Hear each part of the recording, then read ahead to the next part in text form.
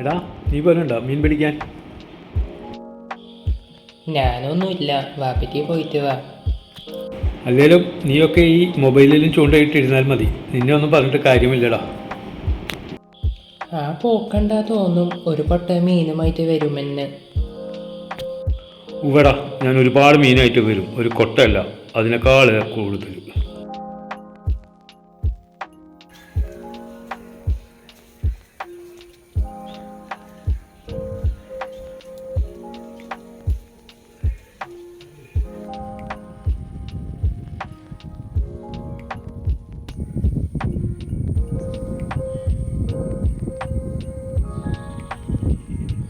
അപ്പൂസേ, ഒന്ന് വാപ്പാനെ പോയി നോക്കിയേ, കുറേ നേരമല്ലേ പോയിട്ട്.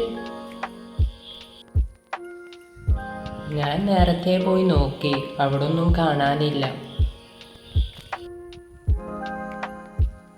പിന്നെ എവിടെ പോയടാ? അതെനിക്കറിയില്ല.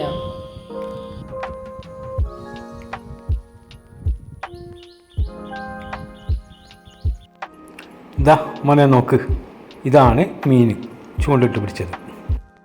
ചിലരുടെ ധാരണ ഞാൻ ചൂണ്ടയിട്ടാൽ മീൻ കിട്ടുകയില്ല എന്നാണ്. നിനക്കും പോകാൻ വയന്നില്ലടാ വാപ്പാടെ കൂടെ.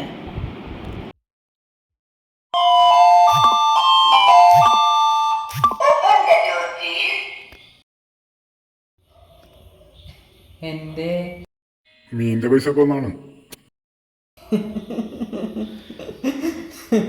ഉമ്മച്ചി നല്ല തമാശ. നേ വാപ്പച്ചി മേടിക്കൊണ്ടെന്ന മീൻ്റെ പൈസയൊക്കെ വന്നേക്കണ്. അതെ, ഈ മീൻ എവിടുന്ന് പിടിച്ചെന്നാ പറഞ്ഞത്? ഇതിനൊന്നും വെള്ളം ഒഴിക്കാറില്ലേ, ഇലകളൊക്കെ വാടിയല്ലോ. ഈ മീൻ എവിടുന്ന് പിടിച്ചെന്നാ ചോദിച്ചത്. ഇതിനൊക്കെ വാട്ടം തട്ടിയിട്ടുണ്ട് കേട്ടോ.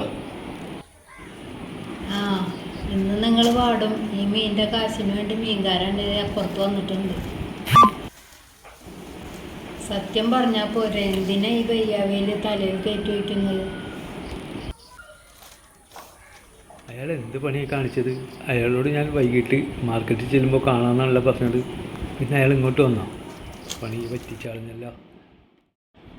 എടാ അപ്പു, പാപ്പാടെ പേഴ്സിന്ന് മീൻകാരൻ്റെ പൈസ എത്രയെന്ന് വെച്ചെടുത്ത് കൊടുത്തേ?